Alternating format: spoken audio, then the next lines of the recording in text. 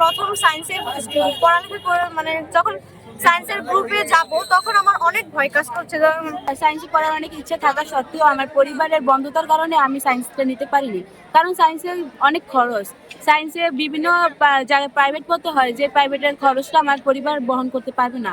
এই জন্য আমি আর কি মানবিক নিয়েছি। সায়েন্সের পড়ার আমার মানে সায়েন্সে পড়ার আমার স্বপ্ন থাকলেও আমি মানবিক নিয়েছি। মানবিক থেকে আমি এগিয়ে যেতে চাই, কারণ মানবিক থেকে এগিয়ে আমি একজন ভালো শিক্ষক হতে চাই, যে এলাকার অসহায় বাচ্চারা যাদেরকে আমি শিক্ষা দিতে পারি এবং বিভিন্ন মানুষের পাশে থাকতে পারি।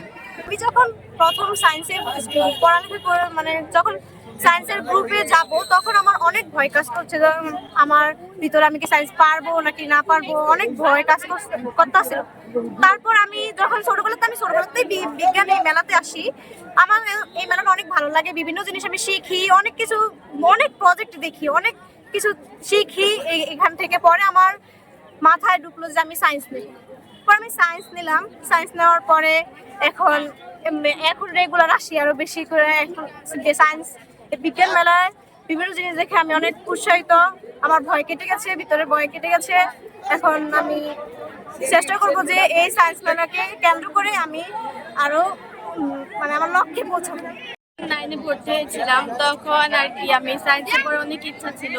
তো আমি সায়েন্সে পড়ার ইচ্ছা ছিল, আমার পারিবারিক সাপোর্ট পাইনি বলে আমি মানবিকে ভর্তি হয়েছি। এখন বিজ্ঞান মেলায় এসে আমার খুবই আগ্রহ হচ্ছে যে আমি কেন বিজ্ঞানে পড়লে সায়েন্সে গেলাম না। এখন আর কি আমার ভিতরে আকাঙ্ক্ষা দৃষ্টি হচ্ছে যে আমি কেন সায়েন্সে পড়তে পারলাম না। আমি যদি সায়েন্সে পড়তে পারতাম তাহলে হয়তো আমার স্বপ্নগুলোকে আরো সামনে এগিয়ে নিয়ে যেতে পারতাম, আরো নিজের জীবনকে সচ্ছল করতে পারতাম। বাট আমি এখন সায়েন্সে পড়তে পারিনি, তাই আমার দুঃখজনক। আমি প্রাইভেট পড়তে পারি না।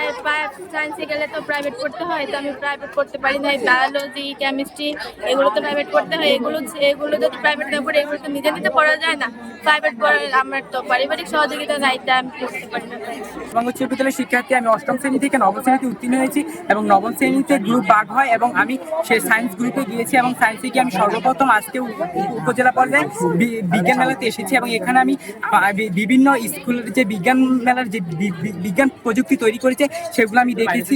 দেখে আমার মনে একটি কনফিডেন্স আসছে যে আমি বিজ্ঞানকে জয় করতে পারবো এবং আমারও একটি আত্মবিশ্বাস তৈরি হয়েছে যে আমরা যে প্রজেক্টটি আনেছি এটিও সরকার বাস্তবায়ন করবে এবং সব মিলিয়ে আমি খুব বেশি আনন্দিত। আমি হিসাব বিজ্ঞান নিয়ে শাখা নিয়ে পড়াশোনা করতেছি। আমি এই বিজ্ঞান মেলায় এসে বর্তমানে ভাবতেছি যে এই বিজ্ঞান মেলায় সায়েন্স নেওয়াটা হতো আমার পক্ষে খুবই কঠিন হয়ে যেত, কিন্তু এখন আমি এই বিজ্ঞান মেলায় এসে বিজ্ঞানের সব রকমের প্রজেক্টে দেখে ভাবতেছি না সায়েন্স অতটাও কঠিন ছিল না।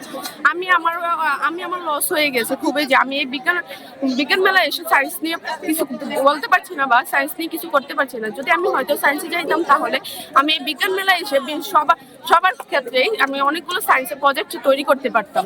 এখানে যে প্রায় প্রতি বছর বিজ্ঞান মেলা আয়োজন করা হচ্ছে, তাতে আমাদের বিজ্ঞানের প্রতি যে ভয়টা কাজ করে, কিন্তু এখন সে ভয়টা কাজ করতেছে না। কিন্তু আমাদের বিজ্ঞানের প্রতি এখনো অনেক চর্চা করা উচিত এবং বিজ্ঞানকে আমাদের কাছে টেনে নেওয়া উচিত। বিজ্ঞান মেলায় এসে আমার অনেক ভালো লাগে। এখানকার পরিবেশও আমার অনেক পছন্দ হয়েছে। এখানকার আশেপাশে যত বিজ্ঞানের শিক্ষার্থী আছে, বিজ্ঞান সম্পর্কে আরো জেনেছি, বিজ্ঞান সম্পর্কে আরো আগ্রহ হয়েছে। এখানে এসে আমার অনেক ভালো লাগলো। এখানে মানুষরা অনেক বিজ্ঞান সম্পর্কে অনেক বেশি ধারণা দিচ্ছে। এখানের মানুষরা খুবই ভালো। এরা বিজ্ঞান সম্পর্কে আরো আগ্রহী হোক এবং আমাদেরকেও উৎসাহ দিক এবং ভবিষ্যতে যেন এটা আলোড়ন ফেলে। আমরা আগে ভয় পেতাম বিজ্ঞান মেলায় এসে। আমরা বিজ্ঞান মেলায় এসে জীবনে আমরা প্রথম আমাদের মোড় ঘুরে গেছে। আমরা বিজ্ঞান মেলায় এসে আমাদের জীবনের ভয়কে দূর করতে পেরেছি। আমি যখন বিজ্ঞান শাখায় ভর্তি হয়েছিলাম তখন বিজ্ঞানের প্রতি একটা আলাদা ভয় কাজ করতো, যে পারবো কি পারবো না। তবু বাবা মার স্বপ্ন এবং নিজের স্বপ্নকে এগিয়ে নিয়ে যাওয়ার জন্য বিজ্ঞান শাখায় ভর্তি হয়েছি। কিন্তু আজ এই বিজ্ঞান মেলায় আমি অংশগ্রহণ করেছি এবং আমি আমার দলকে নিয়ে অংশগ্রহণ করার পর এখানে বিভিন্ন বিদ্যালয় থেকে শিক্ষার্থীরা এসেছে।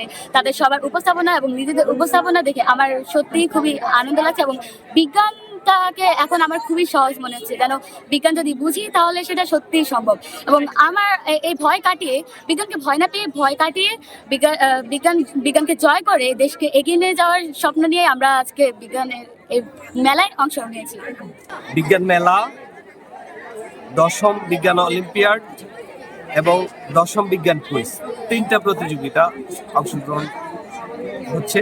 তো বিশেষ করে এখানে আপনি যেখানে যে প্রদর্শনীটা দেখেছেন, এখানে শিক্ষার্থীদের যে কেতাবি নলেজটা, এটা ওরা প্র্যাকটিক্যাল ক্ষেত্রে বিশেষ করে কিভাবে তারা এটা ব্যবহার করতে পারে এই বিষয়ে উদ্যোগে আমরা দেখি নবায়নযোগ্য জ্বালানি, বিশেষ করে যে বৈশ্বিক পরিস্থিতিতে এখন এনার্জির যে বিষয়টা, এটাতে শিক্ষার্থীরা অনেক বেশি অগ্রসর এবং উদ্ভাবনী বিষয়ে শিক্ষার্থীদের যে ইনোভেশন আমরা দেখেছি, আমরা আশাবাদী হতে পারি আমাদের ভবিষ্যৎ বাংলাদেশে আমাদের নিজস্ব লাক্সই প্রযুক্তির মাধ্যমে আমরা এই প্রযুক্তির ব্যবহারে কাটিয়ে উঠতে পারবো। এই জন্য আমাদের বিজ্ঞান শিক্ষক যারা আছে তাদেরকে আরো বেশি আন্তরিক হতে হবে এবং তাদেরকে এই শিক্ষার্থীদেরকে এই বিজ্ঞান মুখী করে তুলতে হবে। এবং এটা বিজ্ঞান যে একটা মুখস্থ নির্ভর পড়া এটা না, বিজ্ঞান যে প্র্যাকটিক্যাল এবং এটা বাস্তব জীবনে প্রতিটা ক্ষেত্রে ব্যবহৃত হয়, এই বিষয়ে উৎসাহিত করলে আমরা আশাবাদী আমরা খুব সহসাই